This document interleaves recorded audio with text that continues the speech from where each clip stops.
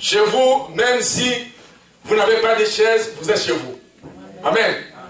Même si vous n'avez pas de lit, mais vous êtes chez vous. Amen. Mais si vous êtes étranger, vous avez tout, mais vous n'êtes pas chez vous, mais un jour on peut vous mettre dehors.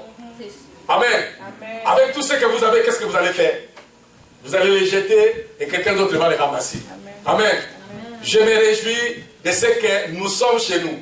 Amen. On a passé des chaises. Dimanche prochain, on va avoir beaucoup de chaises. Amen. Et au fil et à mesure, un jour vous viendrez, vous trouverez qu'ici, tout, Dieu va complètement changer. Amen. Mais cet après-midi, nous partageons et j'ai préparé quelque chose pour vous.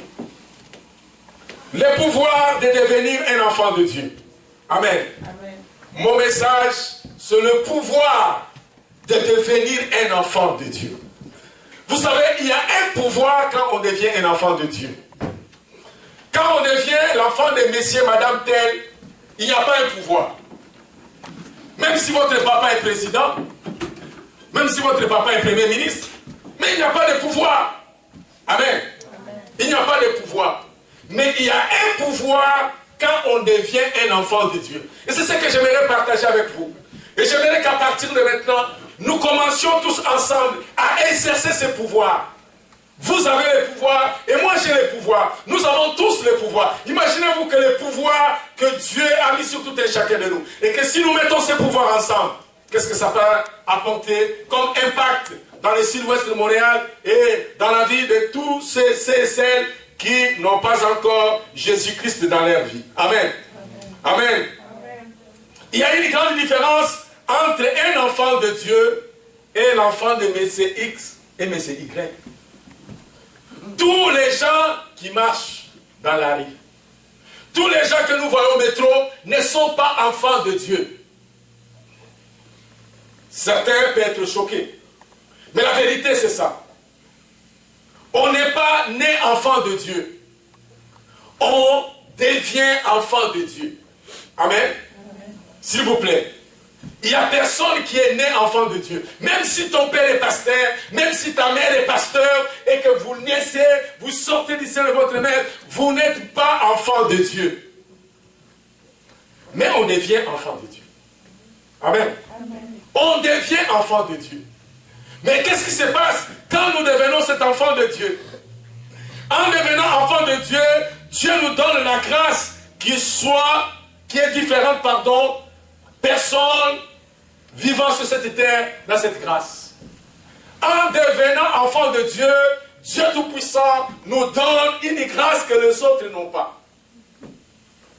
Même si vous n'avez pas l'argent, même si vous n'avez pas un diplôme, même si vous n'êtes pas belle ou vous n'êtes pas beau, même si vous n'avez pas de vêtements griffés, mais mes chers amis, il y a une différence entre celui qui n'a pas eu cette grâce et vous qui avez cette grâce d'être appelé enfant de Dieu. Amen. Alléluia. Amen. Vous avez une grâce que les autres n'ont pas. Dans le livre des Jean nous dit et que Dieu nous a donné le pouvoir de devenir enfant de Dieu. Et ce pouvoir est différent des autres pouvoirs. Amen. Amen. Jean chapitre 1, verset 12 nous dit à ceux qui l'ont reçu, à ceux qui croient à son nom, Jésus les a donné le pouvoir de devenir enfants de Dieu. La Bible dit à ceux qui ne sont pas nés, non du sang, non de la chair, mais de la volonté de Dieu. Alléluia. Amen. Mais j'aimerais que quelqu'un puisse saisir ce que j'ai dit. Si vous comprenez ce que j'ai dit cet après-midi, alors vous sortirez ici une autre personne. Vous allez voir des choses différemment par rapport à ce que vous avez vu ou à ce que vous croyez avant de venir ici. Amen. Amen. À tous ceux qui l'ont reçu, à tous ceux qui croient à son nom, Jésus les a donné le pouvoir de devenir enfants de Dieu. Vous avez ce pouvoir de devenir enfants de Dieu. En vous, il y a le pouvoir. C'est vrai que vous ne voyez pas les gardes-corps. Vous n'avez pas les soldats avec les mitraillettes que vous voyez. Mais vous êtes un enfant de Dieu. Vous êtes comme l'enfant d'un président en qui il y a des gardes-corps tout autour de vous. Parce que vous avez le pouvoir. Vous avez en vous un pouvoir qui n'est pas comme le pouvoir de ces mondes. Amen. Amen. Vous avez le pouvoir. Vous avez le pouvoir, mes chers amis. Mais quel pouvoir? Nous allons tourner nos Bibles ensemble. Nous allons lire dans les livres de Luc, chapitre 10. Dans les livres de Luc, chapitre 10, au verset 1 à 9, s'il vous plaît.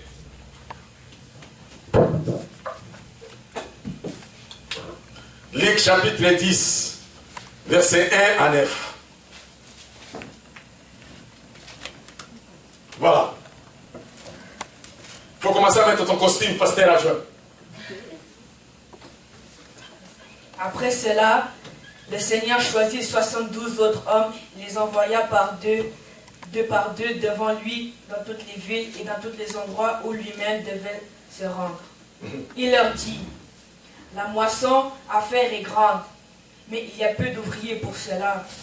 Priez donc le propriétaire de la maison d'envoyer davantage d'ouvriers pour la faire.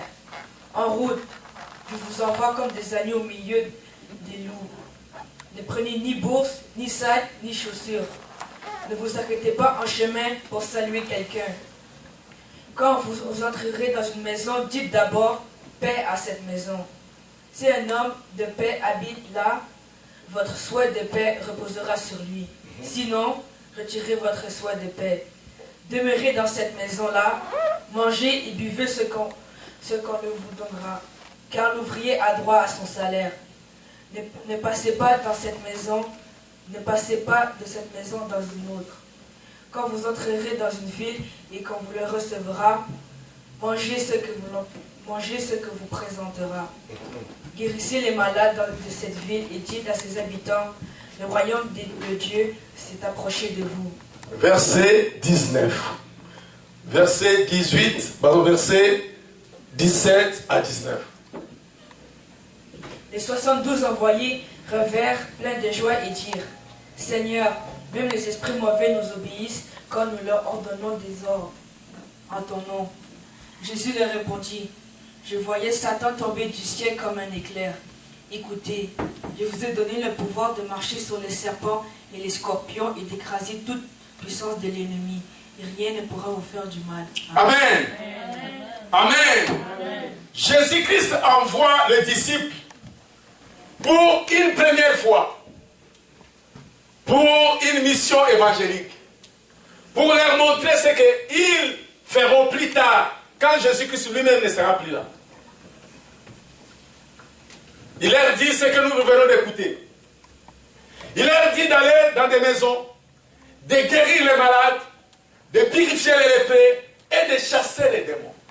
Amen. Amen. Mais au verset 19, nous trouvons un mot, le mot que nous parlons cet après-midi. Il dit, voici, je vous donne le pouvoir. Je vous donne le pouvoir. Mes chers amis, le pouvoir que Dieu nous donne est différent de d'autres pouvoirs. Il dit, je vous donne le pouvoir de marcher sur les serpents, sur les scorpions et sur toute puissance de l'ennemi. Rien ne pourra vous nuire. Amen. Amen. Amen. Amen. S'il vous plaît. Je vous donne le pouvoir de marcher et rien ne pourra vous nuire. Mes chers amis, Dieu nous a donné ce pouvoir. Le pouvoir que Dieu nous a donné,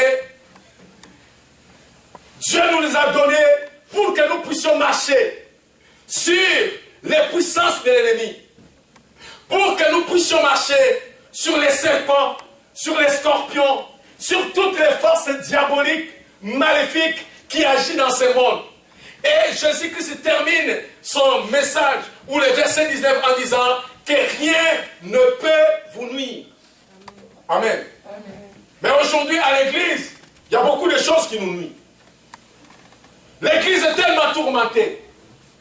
Les chrétiens sont tellement tourmentés. Ça ne fonctionne pas chez les chrétiens.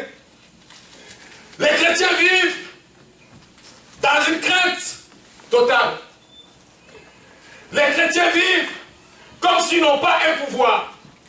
Les chrétiens sont terrifiés dans leur maison. Les chrétiens dorment, ils font des insomnies. Dans leur maison, il y a mauvaises choses qui se passent. Mes chers amis, Jésus-Christ nous a donné d'abord le pouvoir de devenir enfants de Dieu. Les jours que vous êtes mis debout, je ne sais pas dans quelle église, je ne sais pas à Tim Hortons, je ne sais pas à l'école, je ne sais pas au métro, que vous avez fait une confession de foi, que vous avez invité la personne de Jésus d'entrer en vous, ces jours-là, vous n'étiez plus une ancienne personne. Vous étiez devenir une nouvelle personne dotée d'un pouvoir, un pouvoir que Dieu vous a donné pour soumettre toutes choses qui vous tourmentaient à son nom et sous votre pied. Amen. Tout ce qui vous tourmente, ou tout ce qui vous tourmentait, doit être sous votre pied. Si la Bible dit que sur les serpents, sur les scorpions, sur la puissance de l'ennemi, Dieu voulait tout simplement nous signifier que les serpents qui symbolisent quoi, les diables, et que les scorpions qui a des venins qui est mortel, qui peut tuer quelqu'un, mais même s'il a des venins mortels, mais vous avez le pouvoir de marcher sur ces puissances sataniques, démoniaques, malsaines. Amen. Amen. Nous avons ce pouvoir, mes chers amis. Nous ne devons plus marcher la tête en bas, craintifs. Nous ne devons pas dormir en mettant l'eau devant notre porte d'entrée. Oh, comme les païens. Les païens dorment. On leur dit, alors vous voulez dormir, prends l'eau, mets dans le bassin et tu mets devant ta porte comme ça. Quand le diable va venir pour te tourmenter la nuit, il va voir qu'il y a la mer chez toi. Mes chers amis, vous ne devez pas déployer ces choses parce que Dieu vous a doté d'un pouvoir. Parce que Dieu m'a doté d'un pouvoir. Parce que Dieu nous a doté d'un pouvoir. Vous n'êtes pas obligé de continuer dans votre vie sur votre hanche, de porter le ficelle, et parce que le jour que j'ai quitté mon pays, ma mère, ma grand-mère m'a donné des ficelles pour protection. Vous n'avez pas besoin de cette protection de ficelle. Vous n'avez pas besoin de porter des bijoux qu'on a travaillé en Inde pour vous protéger. Vous n'avez pas besoin de mettre des choses dans votre chevet, de mettre des sels, de mettre de l'huile, de mettre des choses qui vous protègent, parce qu'en vous, vous avez le pouvoir. Les autres doivent vous craindre, mais ce n'est pas à vous de craindre les puissances des ténèbres. Amen. Nous ne devons pas craindre les puissances des ténèbres. C'est fini, mes chers amis. C'est fini cette affaire de craindre les puissances des ténèbres. Les puissances des ténèbres doivent avoir crainte de nous. Les ténèbres doivent s'éloigner de nous.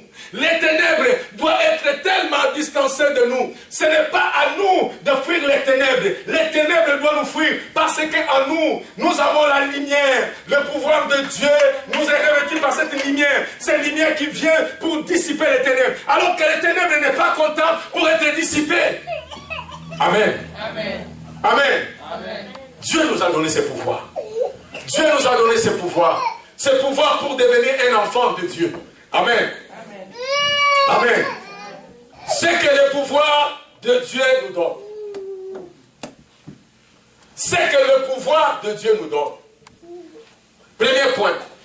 La Bible nous dit que Jésus nous a donné le pouvoir de marcher sur les serpents, sur les scorpions, sur toutes les puissances de Satan, et rien ne pourra nous nuire.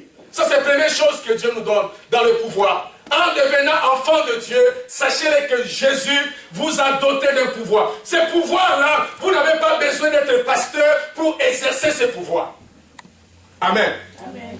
Nous donnons beaucoup de crédibilité, seulement que les pasteurs peuvent le faire. Non, ce pouvoir, dans les versets, ce n'est pas écrit. Voici le pouvoir qu'on a donné aux pasteurs, aux bishops et aux archibishops.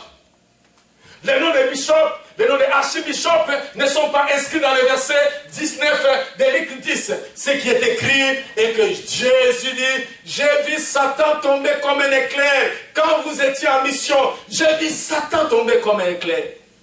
Mais moi, je vous donne le pouvoir de marcher sur toute puissance de Satan. Aucune puissance ne peut vous nuire.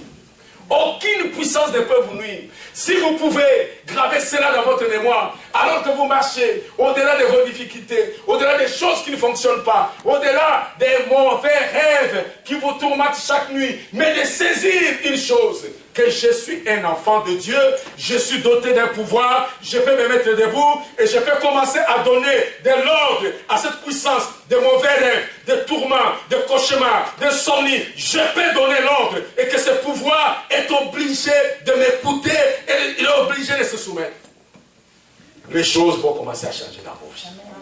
Les choses vont commencer à changer dans vos vies. Vous savez, plus souvent, le diable sait que vous êtes un enfant de Dieu. Le diable sait que vous avez le pouvoir. Mais le diable sait une seule chose, que vous n'êtes pas conscient. En vous, il y a un pouvoir. Le diable sait que vous n'êtes pas conscient. Et le diable sait aussi, même si vous êtes conscient que vous avez le pouvoir, vous n'avez pas cette crédibilité de se mettre debout, d'exercer ses pouvoirs à sa face. Mais aujourd'hui, j'aimerais que ce soit un jour nouveau. Aujourd'hui, j'aimerais que ce soit un jour nouveau pour vous. Aujourd'hui, j'aimerais que ce soit un jour nouveau pour l'Église Nations Unies pour Christ. Aujourd'hui, j'aimerais que ce soit un jour nouveau pour tout et chacun de nous, de saisir que nous avons le pouvoir, de marcher sur n'importe quel serpent. Jésus utilise le mot serpent. Mais quand nous commençons à citer le mot de serpent, oui, il y a des cobras, avec des lunettes, il y a des vipères, il y a des pitons, tout ça, ce sont des serpents. Amen. Peu importe la grandeur des serpents, c'est un serpent. Dieu t'a donné le pouvoir de marcher sur les serpents. Que ce soit python, que ce soit cobra avec des lunettes, que ce soit des pythons d'Amérique latine, je ne sais pas comment ils les appellent. Jésus nous a donné le pouvoir de marcher. Dieu a voulu juste montrer les serpents. Jésus a voulu juste nous montrer ce que signifie les serpents. Les serpents, petits qu'ils soient, s'ils sont ici, les chaises vont être dérangées et la sortie va être tout à fait pertie. Chacun va chercher à sortir. Même les mères vont oublier les enfants. Les mères vont oublier les enfants. C'est quand ils seront dehors, ils seront, j'ai oublié mon enfant. Il va crier, mon enfant sort, mais il ne reviendra pas parce que le serpent est là. Amen. C'est la vérité. Mais le serpent là est petit, il a dérangé tout le monde et la maman a oublié même son enfant chéri. Amen. Mais Dieu, Jésus-Christ voulait vous montrer, même si les serpents que vous craignez, qu'ils soient petits, qu'ils soient grands, peu importe les noms des serpents, vous avez le pouvoir d'écraser, de les fouler sous votre pied. Cela veut tout simplement dire, quelles que soient les grandeurs des démons qui vous tourmentent, vous avez le pouvoir de marcher dessus. Amen. Amen. Amen. Amen. Deuxième point. Nous allons tourner nos Bibles dans le livre de Matthieu, chapitre 16, verset 19. Matthieu, chapitre 16, verset 19. Quelqu'un peut lire pour nous?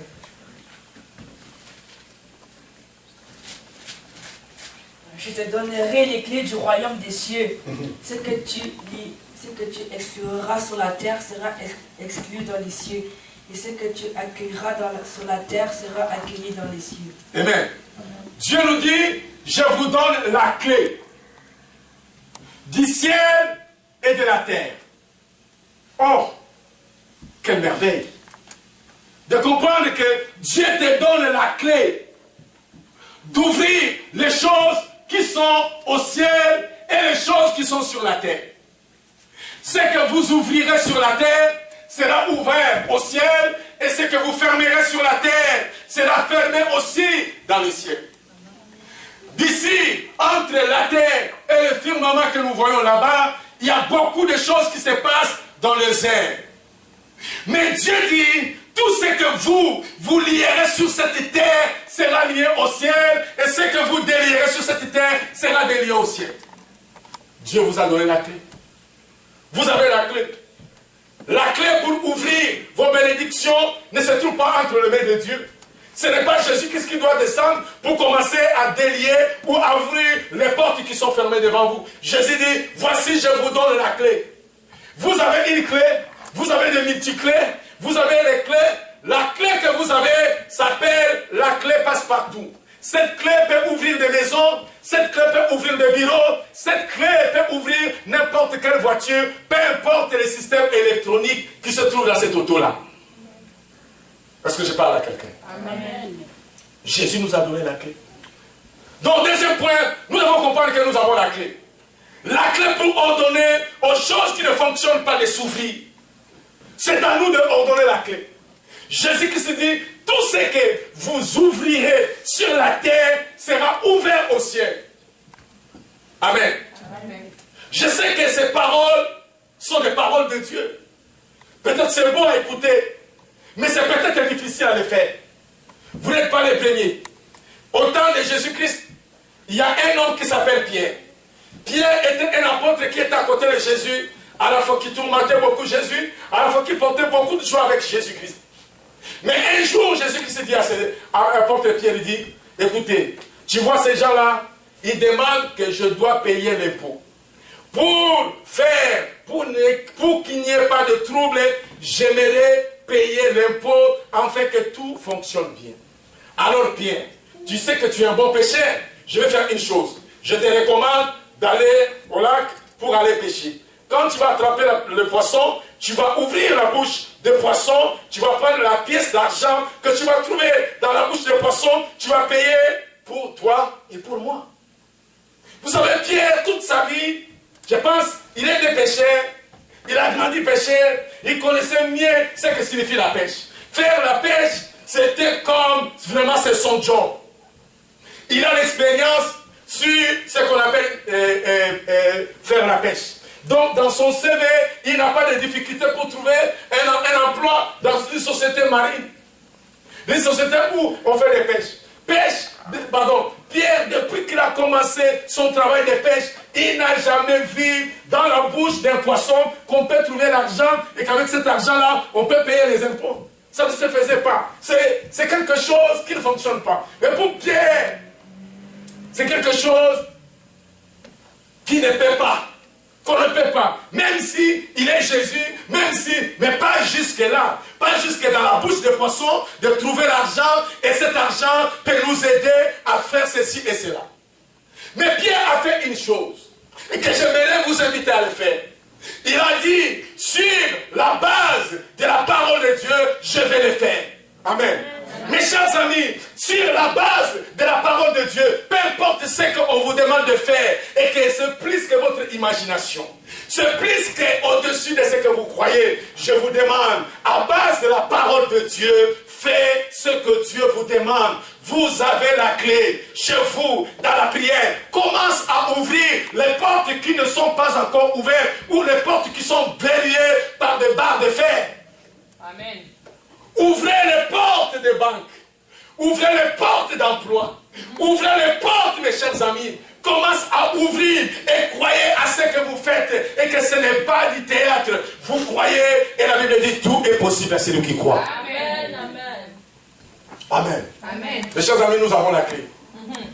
Si vous ne prenez pas votre clé que Dieu vous a donnée, ce clé qui est spirituel, et que vous commencez à ouvrir, ne pensez pas que quelqu'un va ouvrir pour vous. Personne n'ouvrira pour vous. Vous êtes la seule personne qui peut ouvrir les portes de votre vie. Vous êtes la seule personne qui peut ouvrir la porte de votre destinée. Vous êtes la seule personne qui peut fermer tout ce que l'ennemi a préparé contre vous. Vous êtes la seule personne. La seule personne qui peut le faire et qui peut mieux le faire, c'est vous-même. Parce que vous connaissez vous-même. Vous connaissez les problèmes qui vous dérangent. Vous connaissez votre besoin. Vous connaissez votre projet. Vous savez ce que vous voulez faire dans cette année 2016. Vous savez où vous voulez aller passer votre vacances d'été. C'est vous qui connaissez ce que vous voulez. Et vous qui connaissez ce que vous voulez, vous êtes la seule personne que Dieu attend que vous puissiez vous mettre debout. Soit à minuit, à n'importe quelle heure, là où vous êtes. Vous prenez votre clé. Vous dites à votre vie, au nom de Jésus, je délie ma destinée, je délie mon emploi, je commence à délier ce que le diable a lié. Je leur donne l'ordre. Vous ne pouvez pas dire, Satan, je te demande. Tu ne peux pas demander à Satan, mais tu dois commencer à exercer cet ordre. Je te donne l'ordre au nom de Jésus. J'ouvre ce que tu as fermé dans le nom de Jésus. Et quand tu termines, commence à voir les choses autrement. Amen. Commence à voir les choses autrement. Commence à voir les choses autrement. Et les choses vont venir. Mes chers amis, nous ne marchons pas avec la vie. La vie, c'est-à-dire que je n'ai pas 20 $, je ne peux pas les manger chez les Libanais à quoi. Mais nous marchons par la foi, faisons les choses par la foi, et par la foi, saisissons les choses, ouvrez les portes que personne ne peut ouvrir pour vous. Et sachez-le que vous devez le faire dans le nom puissant de Jésus. Amen. Amen. Troisième point, possibilité de punir toute désobéissance. 2 Corinthiens chapitre 10, verset 3 à 5. Allez-y rapidement. Allez-y.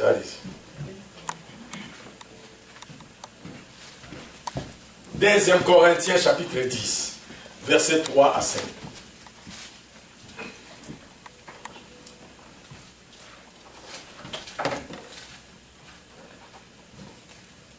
Certes, nous sommes des êtres humains, mais nous ne combattons pas d'une façon purement humaine. Dans notre combat, les armes que nous utilisons ne sont pas d'origine humaine. Ce sont les armes puissantes de Dieu qui permettent de détruire des forteresses. Nous détruisons les faux raisonnements. Nous ne renversons tout ce qui dresse orgueilleusement contre la connaissance de Dieu. Nous faisons prisonnière toute pensée pour l'amener à obéir au Christ. Amen. Amen. Verset, ça c'est verset 5. Tu peux lire aussi verset 6, s'il te plaît. Verset 6. Et nous sommes prêts à punir toute désobéissance dès que vous aurez manifesté une parfaite obéissance. Amen. La Bible dit que si nous marchons dans la chair, mais nous ne faisons pas le combat dans la chair. Les armes avec lesquelles nous combattons n'est pas charnelle, elle est puissante à la vertu de Dieu. Les armes sont puissantes à la vertu de Dieu. Pour faire quoi? Pour renverser les forteresses. J'ai toujours dit, et je répète encore aujourd'hui, les forteresses sont des murs fortifiés. Des murs tellement fortifiés par l'ennemi. L'ennemi l'a fortifié comme les murs qui soutiennent nos autoroutes. Ce sont des bétons armés. Ce sont des forteresses. Peut-être que votre vie se trouve dans cette forteresse. Imaginez-vous que votre vie se trouve dans une forteresse. Et cette forteresse est tellement bien fortifiée. Mais Dieu dit, il vous donne les armes. Dans le pouvoir que vous avez, Dieu donne les armes. Ces armes sont spirituelles. Pourquoi? Pour faire renverser ces forteresses. Pour ordonner à ces forteresses de tomber comme les murs de Jéricho. Amen. Amen. Donc, et le verset termine, le verset 6 dit, nous sommes prêts à punir toute désobéissance. Vous êtes prêts à punir toute désobéissance satanique. Satan désobéit à la parole de Dieu. Satan vous déteste. Les ennemis diaboliques vous détestent. Les sorciers vous détestent. Que ce soit les gens de votre environnement, qui ne sont pas les gens de votre famille, ils vous détestent. En regardant votre étoile, ils regardent seulement et disent, oh, cette personne va briller comme l'étoile. Oh, ça c'est vraiment Esther. Elle va briller. Il va briller. Qu'est-ce que je vais faire? Je vais comploter contre sa vie et je vais détruire. Il doit vivre une vie comme moi. Amen. Amen. Alors cette personne vous met dans la forteresse. Alors votre vie commence à se dégrader. Votre santé commence à se dégrader. Les choses ne sont plus la même. Oh mes chers amis, je suis contre les gens qui se prennent le nom de la Bible que vous ne connaissez même pas l'origine. Ne prenez pas le nom de la Bible. Telle personne est devenue mon nom. Non, je m'appelle Job. Non, vous n'êtes pas Job. Vous êtes vous. Amen. N'acceptez pas une situation qui ne concorde pas à votre vision, à votre identité et à votre destinée. Ne l'acceptez jamais. Amen. Amen. Alors l'ennemi commence à vous imposer un mode de vie qui est contraire à la vie que vous voulez.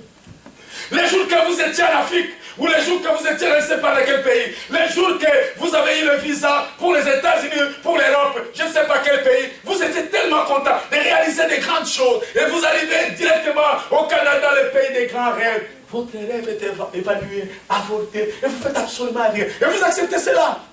Non, n'acceptez pas les choses que Dieu n'accepte pas pour vous. N'acceptez pas les choses que Dieu ne vous donne pas. L'arbre que l'ennemi a planté dans votre vie doit être enlevé, doit être déraciné dans le nom de Jésus. Amen. L'ennemi commence à planter l'arbre dans votre vie. Et vous continuez à arroser cet arbre. Vous continuez à arroser cet arbre. Et voilà, votre vie se dégrade et se détruit. Le rêve est fini et vous êtes là. Vous attendez la mort et vous en payez chaque mois. Vous payez votre assurance vie dans l'espoir que quand je vais mourir, je vais laisser l'argent à mes enfants. Tout ce que je sais, c'est de dire j'attends de la mort. Mais non. Vous avez droit à vivre votre vie. Vous avez droit à vivre votre vie. Vous avez droit à vivre votre vie, mes chers amis. Dieu nous a donné la possibilité de punir toute désobéissance. Dans le livre des 2e rois, vous n'allez pas lire. 2 rois chapitre 2, si vous lisez au verset 23, verset 24.